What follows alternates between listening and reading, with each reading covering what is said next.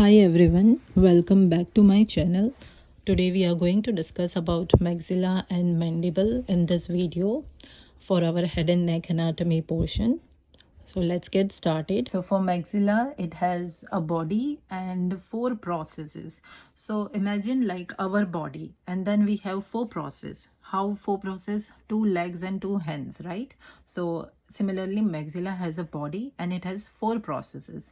Now, which are those four processes? So for easily remembering two processes, that is palatine and alveolar process, we remember that maxillary teeth are embedded in alveolar bone, right? And it's just next to the palate. So alveolar process, palatine process. Now if we see that on our face we have maxillary bone, and then on the top if we go, we know there is zygomatic bone, and then when we go further above we have frontal bone. So that's how it is: frontal, zygomatic process, alveolar and palatine process. So these are the four processes. Okay, so now maxilla bone forms the boundary of three cavities, and we know our face as in our face has three cavities only. Which are these three cavity? Orbit, nose and mouth, and maxilla forms the boundary of all of these three cavities. It forms the roof of the mouth, but it forms the floor of the nose and floor of the orbit. Okay, so these are three cavities. Now, okay, so maxilla forms two fossas. So fossas are nothing but they are empty cavities. Actually, they are not empty cavities. There are important structures which are going to pass through these fossas.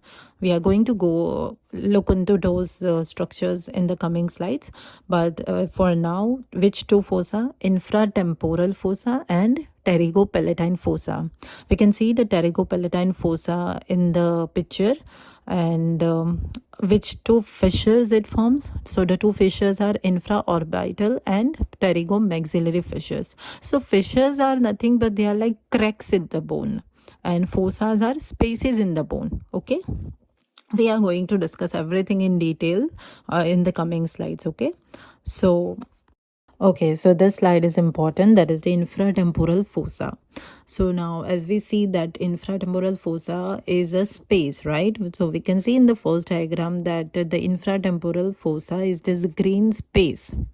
And we have to imagine this green space in the diagram below it, because in the first diagram they have removed the zygomatic arch to just make us understand where this space is, right? So if we see the below diagram, we can imagine that behind this zygomatic arch is the infratemporal space. So now anteriorly, the anterior border of infratemporal fossa is nothing but your posterior part of maxilla. If we go posteriorly, there is temporal bone, and also we can see the spine of sphenoid, right? That spiny thing is the sphenoid bone. So spine of sphenoid and temporal bone are the posterior portion. Now medially, so medially is this yellow color lateral pterygoid plate, and laterally is mandibular ramus, right? Because ramus is of course the most lateral part of our face, right? And then if we see a roof, so for roof you can see the yellow part again. The greater wing of sphenoid is here, roof of infratemporal fossa, and floor is formed by the medial pterygoid muscle. So these are all the boundaries of infratemporal fossa. However, we need to remember the content of it. So the most important content is the muscles of mastication and mandibular nerve, right? These two things passes through the infratemporal fossa. So which muscle of mastication? Temporalis and medial and lateral pterygoid muscles. Also it has maxillary artery. Now this maxillary artery, and if we see the pterygoid venous plexus, so pterygoid venous plexus is nothing but the veins which accompany the maxillary artery. So that's how maxillary artery, pterygoid venous plexus. And lastly we saw, right, mandibular nerve, cauda tympani nerve. Cauda tympani is a part of facial nerve, and otic ganglion. So these are all the structures which passes through this space, and it is important. Okay, so this is kind of very magical, because through all of these communications, like how the infratemporal fossa communicates with pterygopalatine fossa, and that's how the nerves and veins and everything passes from one space to another space, right? So yeah, let's see the communications of infratemporal fossa. So the first is with the temporal fossa. We don't need to go into that much depth for this one, but yes, what we need to remember here is the infratemporal fossa communicating with the pterygopalatine fossa, and this communication is through pterygomaxillary fissure. Remember, we discussed earlier that fissure is like a crack. So this infratemporal fossa, it communicates through this crack to the pterygopalatine fossa. And further, this pterygopalatine fossa communicates with the nasal cavity through sphenopalatine foramen. Okay, so let's just not worry about this here, because there will be a picture of this when we'll talk about pterygopalatine fossa, and we'll discuss more in detail because that is important. And the third communication is with the orbit, which is through inferior orbital fissure. Okay. Okay, so another important slide, that is pterygopalatine fossa. So now we've just discussed about infratemporal fossa, and now this is pterygopalatine fossa. So now just remember, like, because since the name has palatine, right? So just remember this one is more medial. So if we will see that the lateral one, the most lateral is our infratemporal fossa. If we go medial, there is pterygopalatine fossa. And how these two are connected? Through the pterygomaxillary fissure. So lateral most is the infratemporal fossa, then medial we go is the pterygopalatine fossa, and further medial we go, there is nasal fossa, that is our nasal cavity. Okay, so let's just look at this table. So the boundaries of pterygopalatine fossa, the anterior most, if we will see, this green portion is our pterygopalatine fossa, and if we see anterior, that is the posterior portion of the maxilla again, right? If we see posteriorly, we can see this is the lateral pterygoid plate. Okay, so the pterygoid plates are posterior to this fossa.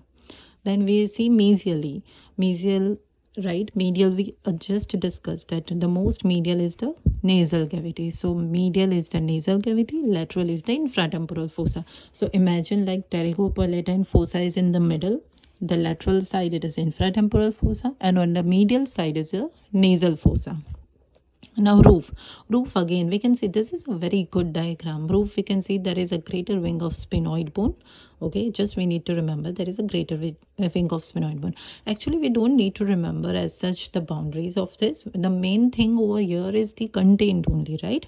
Which nerve and which artery lies in which fossa. Okay, so now floor is formed by the pyramidal process of palatine bone, that's it, nothing more, and contains. So the most important thing here is the content. Now we saw that maxillary artery, it passes through the infratemporal fossa and enters into the pterygopalatine fossa. So pterygopalatine part of maxillary artery and its branches.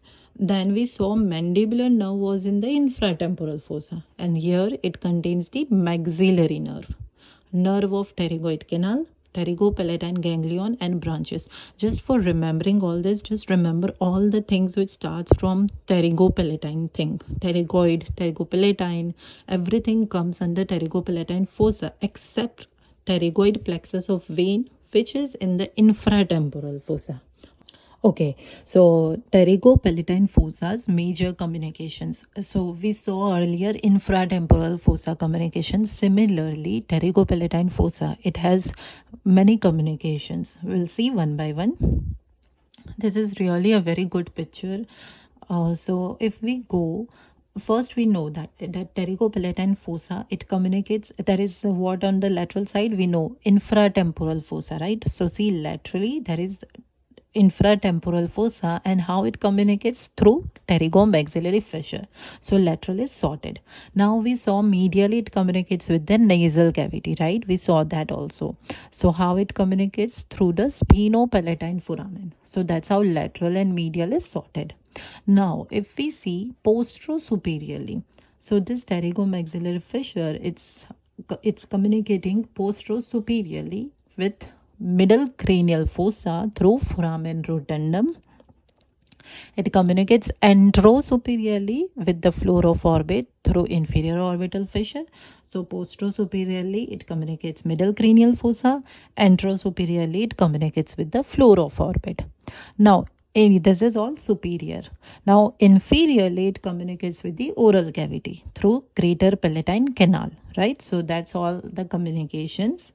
And it also communicates with the nasopharynx through pharyngeal canal. That's not important, but the important here is the superior connection, that is posterior-superior, antero-superior, the inferior communication, the lateral and the medial. So we know lateral and medial, it's very easy to remember. The infratemporal fossa laterally, the nasal cavity medially, right? Okay, so for this slide, we just need to remember about the palatine foramen and what all it structure passes through it for the hard palate. Okay, so as we see, there are three foramens: the incisive canal, greater palatine foramen, lesser palatine foramen. Now for incisive canal, so just remember that the greater palatine vessels, okay, I'm talking about the vessels over here, it passes through both incisive canal also and greater palatine foramen also. So greater palatine vessels. Now which nerve passes through incisive canal? It is the nasopalatine nerve. And which nerve passes through greater palatine foramen? Anterior palatine nerve, that is greater palatine nerve, right? Now, lesser palatine foramen, the middle and the posterior palatine nerves, that is the lesser palatine nerves, right? Because the anterior passes through greater palatine foramen, the middle and the posterior passes through the lesser palatine foramen. Okay, so nasal cavity. The important thing to remember is the blood supply, and why it is important we will come to know. But in case I have also included the nerve supply. Okay, so let's see the nerve supply, and you will see that the nerve supply, the names of the nerves and the arteries are almost similar. So it's kind of easy to remember in that way. So sensory innervation is from the maxillary nerve. Now maxillary nerve, which branches? So nasopalatine branch, greater palatine branch, and infraorbital branch. That's your maxillary nerve branches. And some of the branches of ophthalmic division also. So that is your anterior ethmoidal nerve. Now if we come to talk about the blood supply, the names are almost similar. So ophthalmic artery, anterior ethmoidal branch, that is ophthalmic artery, that was similar to the nerve supply.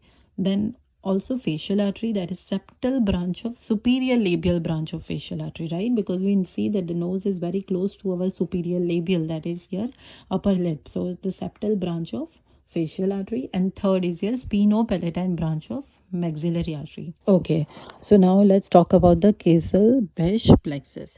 So now this is the area. Why it is called plexus? Because it is an anastomosis of 5 arteries, and this area is prone to bleeding because if there is any vessel which is stoned in this area, that leads to epistaxis, that is our nasal bleeding, right?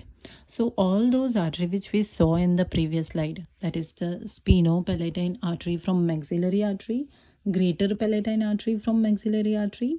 So there are two branches from maxillary artery, spinopalatine, greater palatine. Then two branches from facial artery, superior labial branch and the lateral nasal branch. And lastly, ophthalmic artery, the anterior ethmoidal artery. So that is how the combination of all these 5 arteries forms this plexus. And we can see the diagram. The diagram shows the plexus, and we can see that all of these arteries contribute to the casal besh plexus. Okay, so let's talk about mandible. Then, and here also we just need to remember the foramens and what all structure passes through this foramen. So now we know mandible has 2 foramen, the mandibular foramen and the mental foramen. And this is really important, right? Because what passes through mandibular foramen is our main inferior alveolar nerve, inferior alveolar artery, inferior alveolar vein. Okay, and this mandibular foramen is located on the medial side of ramus, okay, and just below the lingula. Okay, so lastly, the mental foramen. This mental foramen is located below the second premolar. Most of the time it is below the second premolar only, right? It passes the mental nerve. This mental nerve is nothing but a continuation of our inferior alveolar nerve. This mental nerve supplies the skin and mucous membrane of this region. However, the incisive branch of inferior alveolar nerve, it supplies the pulse chamber of the anterior teeth and adjacent mucous membrane. Okay, so that's it for this video, guys. Thank you so much for watching this video, and let me know if you have any feedback or any recommendation for the videos. Thank you once again. Best of luck. Bye bye.